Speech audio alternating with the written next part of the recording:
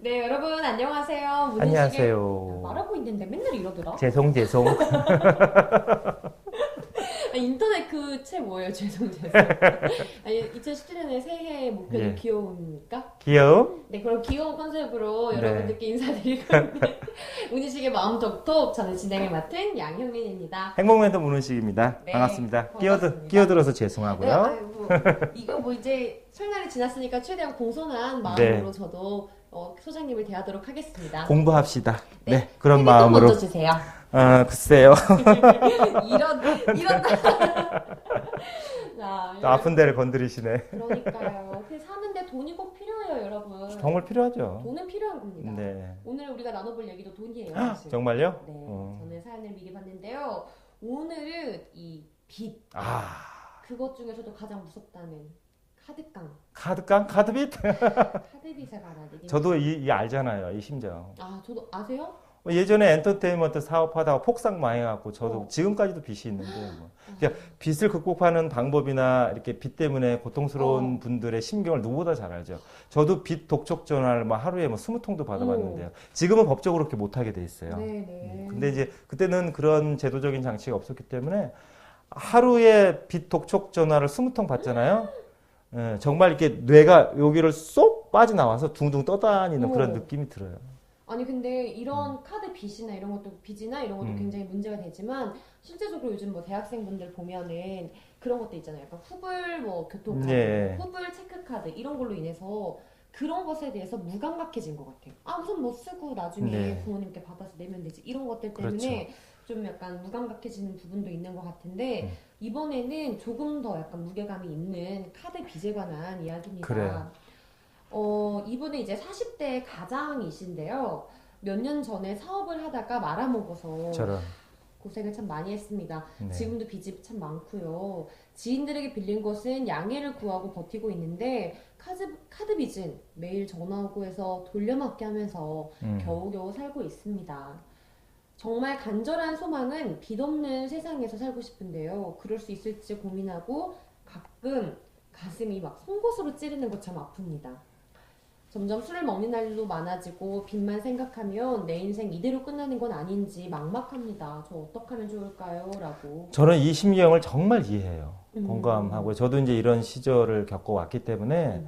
근데 이제 중요한 것은 제가 뭐 재무 전문가가 아니잖아요. 그래서 뭐 이런 빚은 이렇게 하시고 저런 빚은 저렇게 하시고 이렇게 현실적인 조언을 드리기보다는 저도 이런 문제를 스스로 극복하고 지금 많이 안정됐기 때문에 사실 중요한 건 마음의 문제예요. 빚의 문제이기보다는 사실은 마음의 문제이고 이걸 어떻게 바라보고 어떻게 살아가느냐에 따라서 아직 젊으시기 때문에 얼마든지 극복할 수 있거든요. 그리고 이제 이런 마음의 문제임과 동시에 사실은 요새 제도적으로 뭐 신용회복 제도라든지 뭐 여러 가지 그런 활용할 수 있는 방법은 최대한 끌어다가 활용을 하시라. 파산 신청 네. 있죠, 그렇죠? 제기할 수 있도록 그 재무 전문가들한테 충분한 조언을 받으시는 게 중요하고 제가 이제 드릴 수 있는 말씀은 심리와 마음에 대한 문제이기 때문에 그 마음이 다시 살아날 때 결국 삶이 살아나잖아요. 네. 저는 오늘 그런 얘기를 좀 드리고 싶어요. 근데 그럼 이제 어떻게 보면은 좀 이런 상황이 너무 암담하고 낙담될 네. 때 되게 무기력해지잖아요. 그렇죠. 사람이 뭔가 시작하기도 어렵고 정말 시작하는 마음이 필요하신 분이고 네. 이제 그런 마음에 관한 얘기를 해주신다는 건가요? 네, 그렇죠. 이제 그럴 때는 중요한 게 이제 마음을 먼저 다스리기보다는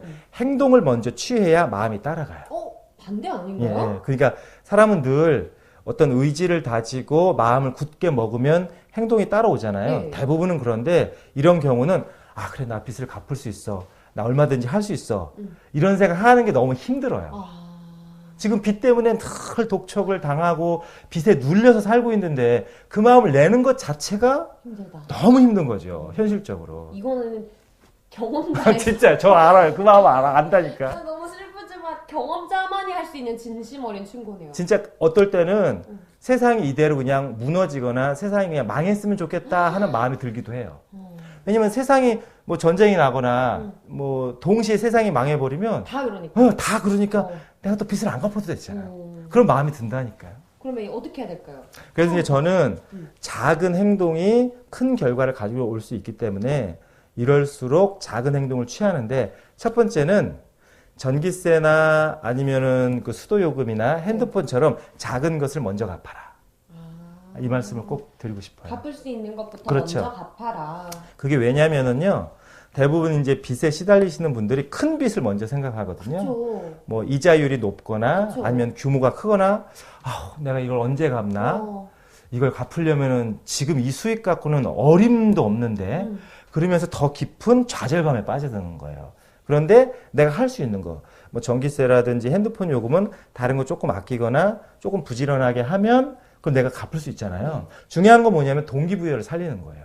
내가 빚을 갚을 수 있고 이 빚을 갚음으로 인해서 내 삶을 다시 성공적으로 살 수 있다는 동기부여가 되어야만 가능하다는 거예요. 근데 그러려면 너무 막막하잖아요, 사실은.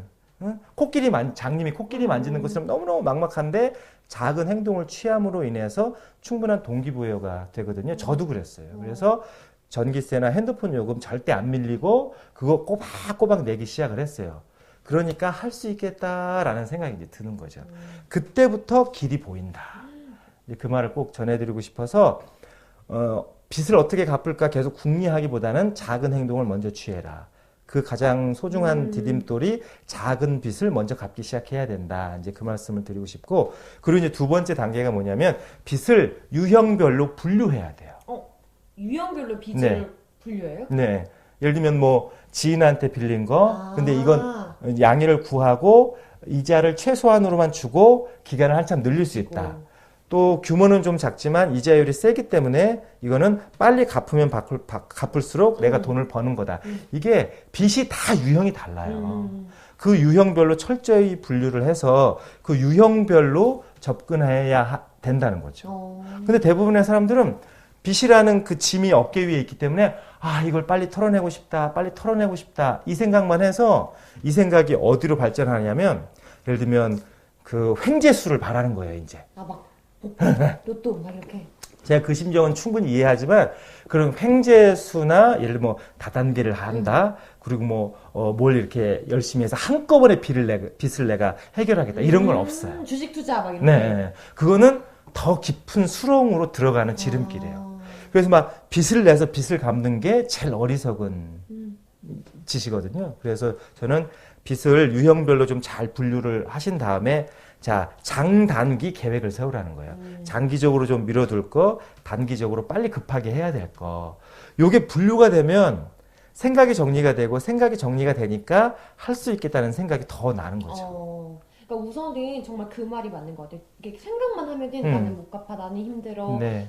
밤에 잠도 안 오고 일어나기도 힘들고 이불 바깥으로 나가는 것도 무기력하고 빚만 생각하면 밥맛이 뚝 떨어져요. 그러니까요. 네. 그런데 그냥 그래 우선 할 수 있는 것부터 하자. 네. 공과금 내고 핸드폰 빚 우선 갚고 네, 이런 네. 식으로 차근차근 하다 보면 내가 이거 했네? 이건 또 없어졌네? 이렇게 네. 체크리스트 네. 체크하듯이 그렇죠. 조금은 좀 가벼운 마음을 가질 수 있을 것 같아요. 그렇죠. 이제 정리가 되니까. 그리고 이제 세 번째 단계가 뭐냐면 어떤 빚도 한꺼번에 갚으려고 하면 안 되고 쪼개서 갚아야 돼요. 쪼개서. 그렇게 쪼개서 갚으려고 하고 쪼개서 갚으려고 계획을 세워야 내가 더 노력하게 되고, 왜냐면 내 통제권 안에 들어온다고 생각하기 때문에. 네. 사람이 빚에 눌려가지고 허우적거리는 것은 내가 통제할 수 없다고 느끼기 때문에 그렇거든요. 근데 그렇게 이제 쪼개고 또 이제 내가 요 정도는 할 수 있겠다라고 생각을 하면 이거 내가 관리할 수 있겠네. 그 내 손 안으로 들어와야 돼요, 빚이. 그래야 빚이 주도하는 삶이 아닌 내가 주도하는 삶이 되는 거예요. 그 포인트가 되게 중요해요. 되게 중요해요.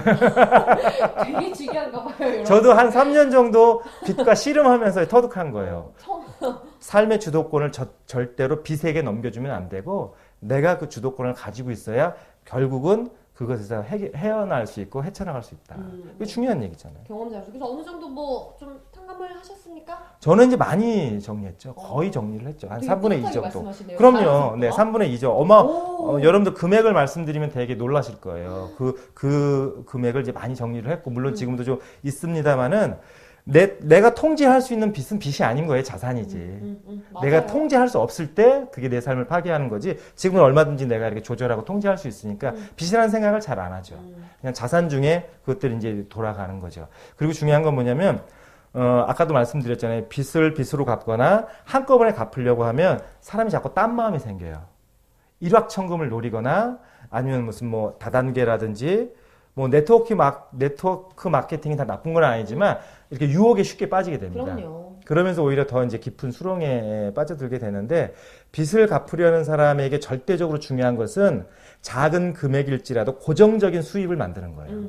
고정적인 수입원이 있어야만 아까 빚을 쪼개서 갚으라고 그랬잖아요. 네. 그게 가능해지기 때문에 그렇습니다.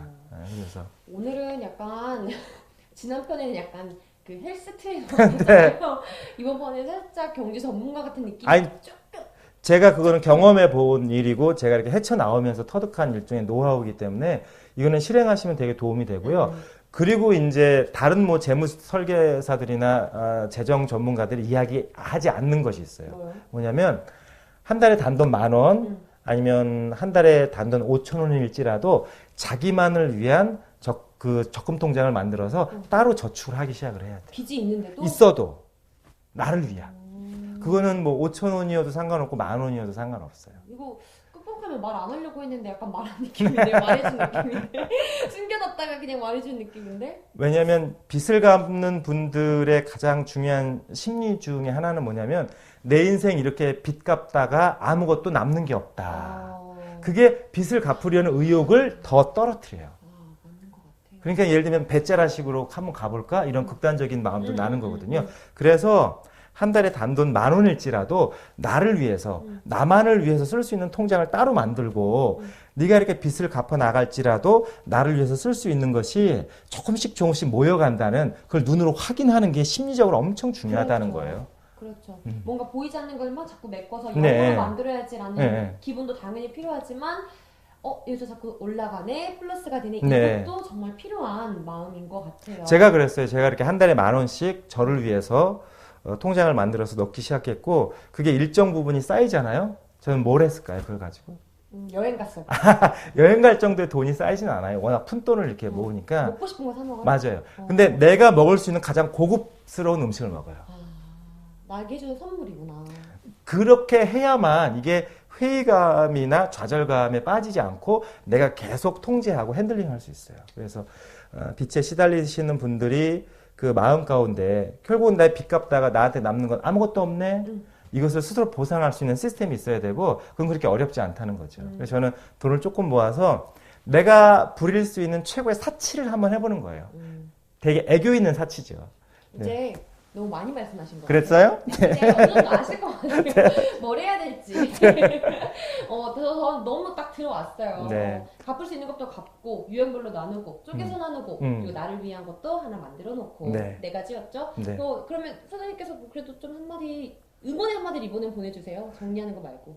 빚보다 내 인생이 훨씬 소중하다는 거 깨달으셨으면 좋겠고요. 얼마든지 다시 재기할 수 있다는 희망의 이야기를 자기 자신에게 끊임없이 해주셨으면 좋겠습니다. 할 수 있습니다. 할 수 있습니다. 아자. 화이팅! 네. 내일 봬요. 다음 편에 봬요. 네, 안녕.